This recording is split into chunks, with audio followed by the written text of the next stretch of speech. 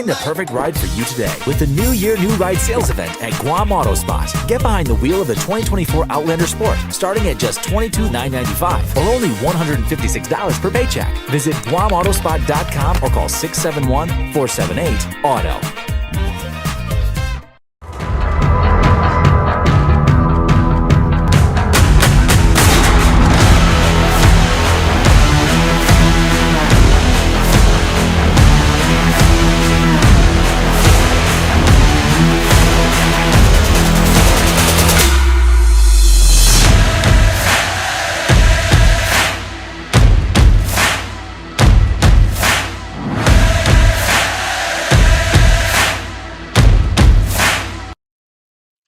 Head to Cold Stone on these hot days for that classic soda shop feel, but make it ice cream.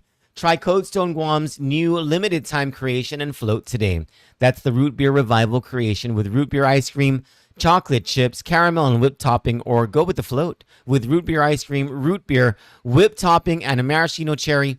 Only here for a limited time, so visit them at their Micronesia Mall and GPO locations today. Cold Stone Creamery, the ultimate ice cream experience.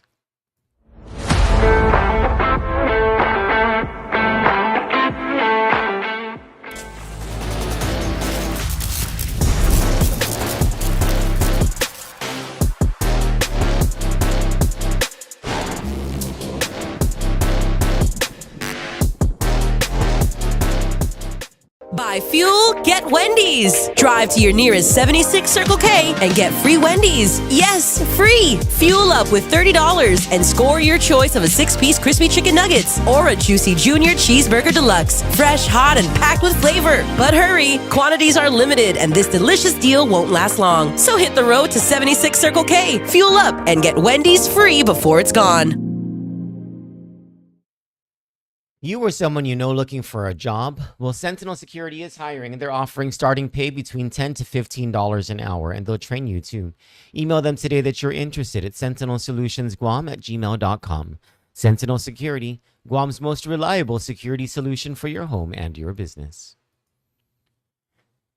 Kickstart your day with one of Wendy's Guam's breakfast faves, the morning melt panini, the breakfast burrito, or the sausage, egg, and cheese English muffin on top of everything else that's on their delicious breakfast menu. Your mornings just got delicious. Head to Wendy's for breakfast from 6 to 10:30 in the morning on weekdays and from 6 to 11 a.m. on weekends.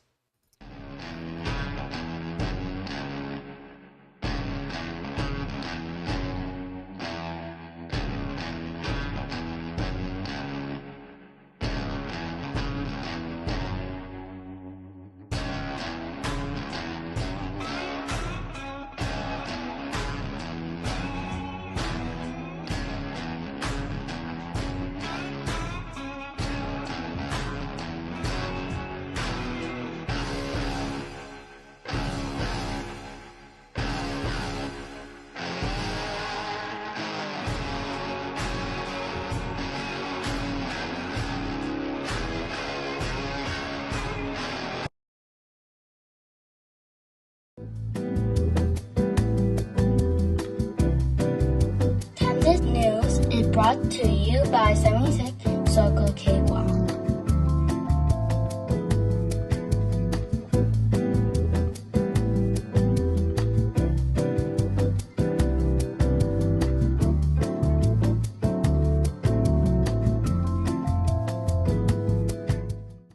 Good evening, my dear friends. It is 5:17 a.m. on this Friday, August 22nd, 2025. Make sure you go to, we publish the obituaries for, we get some from the CNMI, but we have, out of all the media stations, we have the most complete listing of obituaries and memorials and things like that. People, memorials for people who have passed on. If you go to either our website, kanditnews.com, or to our Facebook page, where we publish it every single morning, it's under the title Today's Obituaries, Memorials, Today's Memorials, Rosaries. I don't know. I can't remember the title. Something like that.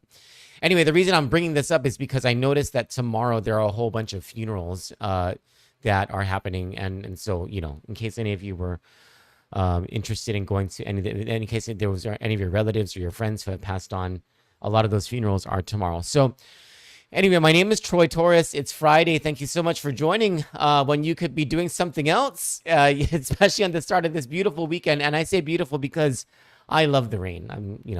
Wherever I went today, people were like, man, it's raining. And I was like, I really love the rain. Maybe not for like long periods of time, but a long period of time of rain for me would be like 3 weeks of nonstop raining. And then I'll want some sunshine. But I love the rain. Good evening, Mark Anthony, my sister Jen, Jude, my brother Joe, Elaine, and Candelaria, and all of you who are watching live and all of you who will be watching the replay. I appreciate you very, very much. Make sure to like, follow, and subscribe to all of our platforms on Facebook, Instagram, YouTube, especially our website, candidnews.com. Good evening to you all. So first, let me tell you what I did today, because I posted something and it's got people's curiosity piqued, and so I owe everyone an explanation. Hi, Liz. Hi, Nate. I went to the Attorney General's office today. My first time going to that office in Agania. It's a nice office, actually. And the staff there are very nice, like very nice staff. I have to say, very hospitable, treated me so well. I went there to be interviewed by an investigator and a corruption prosecutor. There was like a recording and all this stuff, right? It was pretty cool. But the subject, cool would be a trite way of putting it. The subject was corruption. And based on some of the investigative work that we've been doing, they asked me some questions. And it sort of goes into the entire theme of what I wanted to talk about tonight. Now, I'm not going to tell you what those questions were, what the topic was, or everything. They said that I was, because I asked them, I said, is this like an off the record thing? Or they're like, no, this is, we asked that you not say our names. We don't want our names put out there in public. This is coming from the people who interviewed me. But you have your freedom of speech and freedom of the press. And I was like, okay, thank you. Cool. That's why I took that picture. And I was like, guess where I was today? And then after I saw the comments, I was like, oh gosh, I probably owe everybody an explanation of what this was. But I don't want to talk about the topic or tell you what the questions were, what my answers were, because even though they said it's okay, I would rather not screw anything up. I don't know what kind of trouble my mouth can get people into or situations into, so I don't want to screw it up. Too important of a thing. But let me just assure you of something. This was the Government Corruption Division. This is a government corruption case. It's an active, ongoing investigation by the Office of the Attorney General of Guam. And that makes me feel really, really good about not just the future of this island, and we'll speak in a bit about the future of the CNMI as well, but it makes me feel really good that our breath and our work and the blood, sweat, and tears of our operation, the other media, all of you who have been reading and following and watching and encouraging us so much over the past few years, that all of it counts. That our little voices, our small voices, are actually being heard and action is being taken. And I'll leave it at that. That I can be able to relate to you based on my personal witness today, that the people who, at least some of the people who we put in positions of authority, whether that's elected or appointed office, are hearing us. And I believe they're doing their jobs. Seems that way. And this fight that we have against corruption, it isn't being left unheard. And people are doing something. And so imagine my surprise when a source of information sent me today an article that I wrote and we published on Kandit on January 16, 2016. Now, I knew that this whole Dennis Mendiola thing sounded familiar. So last night we broke the news. Oh, no, I'm sorry. Mariana's Press actually broke the news. They were the ones who put a story out first. But it wasn't a story. They just posted the the screenshots of the information filed in the CNMI Superior Court against now Lieutenant Governor Dennis Mendiola of the CNMI. And by the way, an information is a type of charging document. There's essentially two types of criminal charging documents. One is an indictment, and an indictment generally is a true bill handed down by the grand jury. You can also, in I think most, if not all, jurisdictions throughout the United States, the district attorney or the attorney general, the prosecutor, or whatever, can file an information, which is another way of charging a case, and it is a charge directing directly at the court, from prosecutor to court. And so when I say, this is the filing of an information, I'm not talking about data per se. I'm talking about an actual document called an information. So last night, Mariana's Press posted the information just as we were working on the story, writing out the story. So we were the ones to break the actual story. We had our own story. We put it out there, explaining what's in this information. And essentially, what's in it is that the OPA, the Office of Public Auditor, over in the CNMI, conducted an investigation that began sometime in 2023, submitted their findings to the Office of the Attorney General. The Attorney General over there is elected, by the way. The Attorney General's name is Edward Manabusin. And Edward Manabusin developed a white-collar crime task force. I cannot remember the name of it. It's essentially the equivalent of our government corruption division here in the Attorney General of Guam's office. Megan Serrano is asking if I think the Lieutenant Governor's sister will go to jail. I think, Megan, and this is my personal opinion, just, looking at the charges, my observations of the evidence, I think that there's a high probability that if the Tenorio corruption case goes to trial, if Charissa Tenorio goes to trial on the federal level with the FBI's batting average is close to 99% nationwide, meaning close to 99% of the cases that the FBI does, that the FBI investigates, that the U.S. attorney in that district brings to trial is won by the government. And so not only do you have a high probability just based on the statistics, based on the data, right, with the fact that this is an FBI investigation, there's also the amount of evidence. There's more than 100,000 pages in discovery on the government side of things. And there are so many witnesses who have come forward to us, who we have to imagine will be on the witness stand, who have these heart-wrenching stories of what they've gone through because of what they allege Charissa Tenorio has done. And so, Ms. Serrano, I think that there is a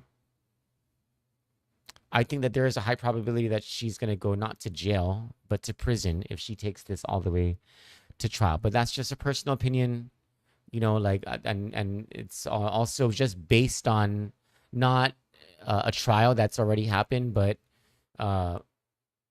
just the FBI's record, the U.S. Attorney's record, the amount of documents in the case, and from what the witnesses have told us.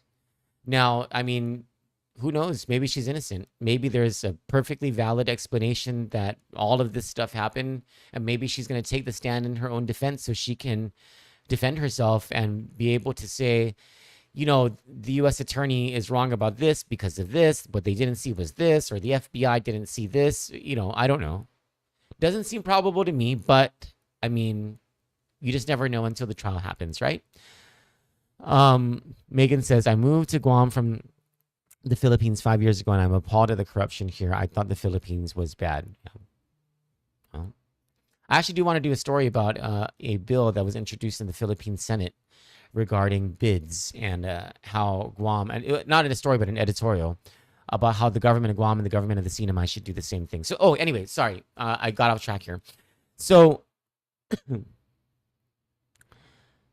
the information filed by the CNMI Attorney General, based on an investigation by the Office of Public Auditor, through the equivalent of the Government Corruption Division here, I can't remember the name of the task force over in the AG's office in the CNMI, But the Edward Matabusin hired two people, Jim Kingsman, and then under Jim Kingsman apparently was a prosecutor named Olga Kelly. Jim Kingman has his contract was not renewed by the Office of the Attorney General, so Olga Kelly has remained. And since Olga Kelly has been in charge of this division, two corruption informations have come down.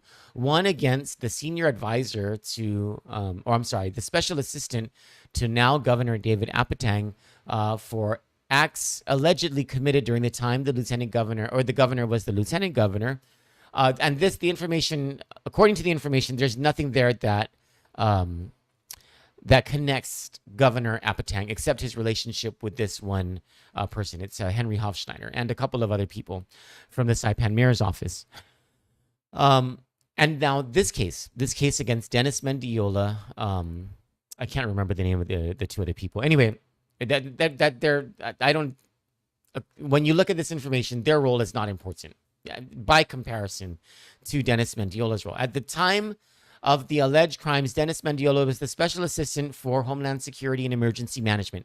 It's the equivalent of our Homeland Security Advisor here in Guam, the person in charge of their Homeland Security operations in the CNMI. So Dennis Mendiola at the time was that office. This was in the year 2022. This was the year that he was running to be a senator from Rota to the CNMI Senate. He was an officer under the cabinet of former Governor Ralph Torres. And according to this information, in 2022, Dennis Mendiola used public funds to send a private vehicle from Saipan to Rota at more than $3,100. According to this information, Dennis Mendiola also rented a vehicle from Saipan Rental Car Company. I think it's the name. It's something like that. SPN Car Rental something. Anyway, so he rented this vehicle when was not his to take. It was only a rental through the HSEM, and using government funds, had that vehicle transported from Saipan to Rota, where it went to private use, according to the information. His private use and the private use of the other person who was charged as well. I think his name is Justin Mizutani, if I'm not mistaken. And someone was telling me that he now is. So at the time he was an officer within the Department of Fire and Emergency Services. Now he is apparently one of two of the bodyguards to now Lieutenant Governor Dennis Mendiola. And by the way, how he became Lieutenant Governor was he became a senator in 2023 from the 2022 election. In 2025, just this year, he was elected Senate President because of this rotation that happens according to CNMI Senate tradition. He became the Senate President. Then when Governor Arnold Palacios died, Lieutenant Governor David Apatang became the governor. Senate President Dennis Mendiola became the Lieutenant Governor. And I'm going to be writing something that discusses how, since Governor Palacios died, many of the stops that Governor Palacios put in place to stop corruption in the executive branch. Remember, corruption was just widespread before Palacios came into office. Ralph Torres and his administration went amok in corruption, okay? Arnold Palacios came in, cleaned that whole thing up, got blamed by a lot of people, including his own supporters, for not hiring them because there was no money to hire them. Plus, he wasn't going to engage in the type of cronyism that had existed prior to him. Cleaned so many things up, and then he dies. The government changes, and so do many of those stops are taken out. So anyway, I digress. So, according to this information, that rental vehicle from Saipan Car Rental Company is basically stolen from Saipan using public funds to take it to Rota for private use, including the private use of Dennis Mendiola. According to the information, 6 more vehicles were rented by Dennis Mendiola as the special assistant for HSEM from, I believe it's from April to December of 2022. And there was no funds to rent those vehicles. There was no money to be obligated. It should not have been obligated. And now there's a $61,000 debt that the CNMI government owes to Saipan Car Rental Company. And I thought, gosh, this is such a this is so familiar. And last night I was like, I know I've heard this story before. Like someone's told me this before. John Bagaforo says the FBI has the pool ring so locked in, someone is going to take a plea, and if there's someone higher up the food chain, they're going to flip. Yeah, I agree. I firmly agree, John. Megan says, thank you for your answer, Troy. Try to keep myself informed. I don't really like how the sister has brought shame to the family name. Josh seems like a decent guy. I think time will tell, and as information comes out, Megan, we might know a little bit more about Lieutenant Governor Josh Tenorio. I, for one, do not believe for a second that he's innocent in all of this. Not for 1 second do I believe that the Lieutenant Governor is innocent in all this. I tend to believe that the governor did not know. I do believe that at least for these issues regarding PUA fraud, I believe that she knew about the investigation, but I don't believe that she knew about the crimes and the extent of the accusations of the crimes. And I do not believe that the governor was involved as well, by the way. And the governor is a multimillionaire. She owns a bank. What is she going to do with PUA money? Biba Betness indeed, my sister Verna Hoffaday, Edward. Hi, Natividad. Okay, so I was wondering, last night when I was reading the information and I published it, and then I was going to bed and I was like, gosh, this all sounds so familiar. I know someone has told me about this before. What do you know?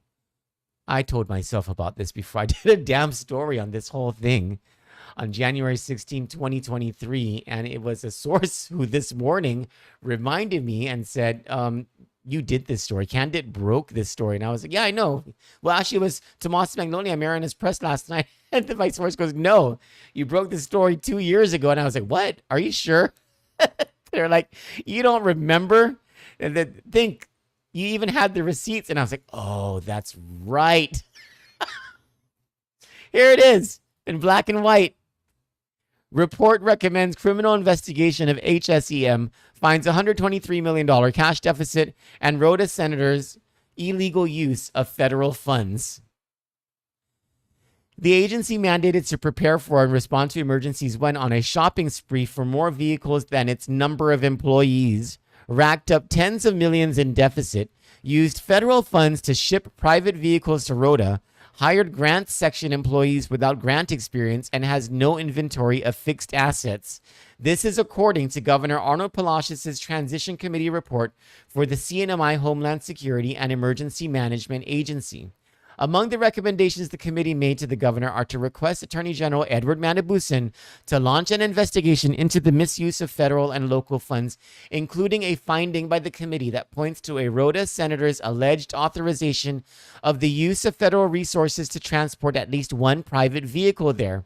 Senator Dennis Mendiola, a Republican from Rhoda, was the HSEM special assistant at the time the transition report was submitted to the then governor-elect. Quote, one Pathfinder and two Tacoma pickup trucks were shipped to Rhoda under HSEM expense, though all three vehicles are not HSEM property, the report states. According to a Kandit source, Senator Mendiola authorized HSEM staff to include in a container of PPEs for the people of Rhoda a private vehicle to be transported at public expense. This expenditure utilized HSEM funds that originated from a federal grant. According to this report, HSEM, but that is not the totality of the questionable use of federal resources involving vehicles at HSEM. According to this report, HSEM has 74 procured vehicles, and during the pandemic, there were over 40 vehicles rented under HSEM expense.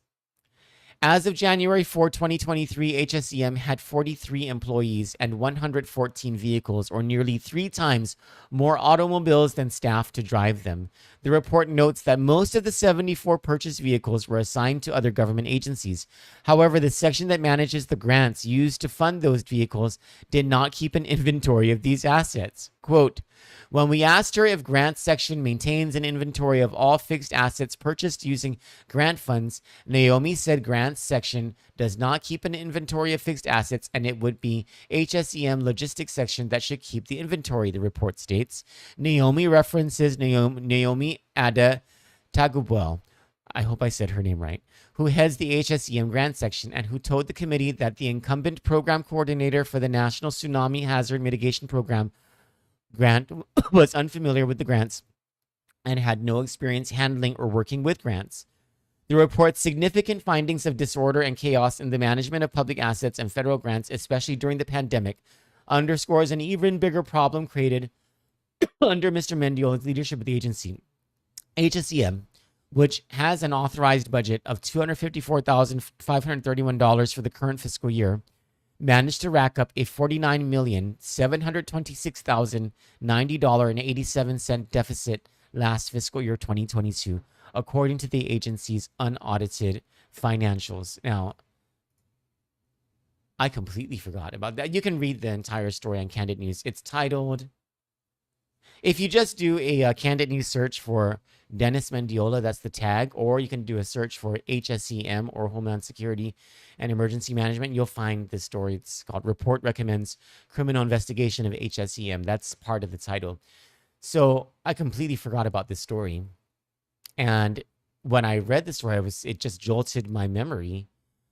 I don't think that this investigation is done. I don't think that these are going to be the only charges in this case. I don't think that the people who were charged in the case by the Office of the Attorney General are the only people who are going to be charged in this case. And I don't think it's only going to be a local government case. I completely forgot that federal funds were used.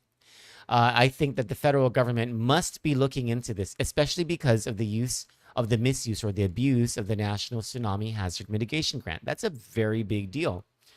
That's a very big grant as well. And that $49 million deficit for an agency that's funded $253,000. What in the heck? The last point I wanted to make about this is on his birthday. Thank you, Governor Arnold Palacios. From the grave, the governor's voice speaks. This was 2.5 years ago at the start of the Palacios administration when Governor Palacios reported this to the Office of the Attorney General. And though we will never know, though I never talked to him about this and he never said anything, to me at least, I have the feeling that Governor Palacios also gave this to the feds. Remember, earlier this year, or after Governor Palacios died, a document surfaced showing that earlier this year, the governor wrote to the Department of Justice saying he had all this evidence. Interview me, come and get this evidence from me, but do something about the corruption in my islands. This has to, I'll bet you this was one of them, because this report existed since January of 2023, and we were the ones who broke this news, and you can find this on candidnews.com in a story that I wrote and we published on January 16, 2023. We'll keep on this and other news in the CNMI and in Guam. For Kandit News, I'm Troy Torres. Good night. God bless you, and I love you all. We got that dynamite. We got that dynamite. Find the perfect ride for you today with the New Year New Ride sales event at Guam Auto Spot. Get behind the wheel of the 2024 Outlander Sport, starting at just $22,995 or only $156 per paycheck. Visit GuamAutospot.com or call 671-478-AUTO.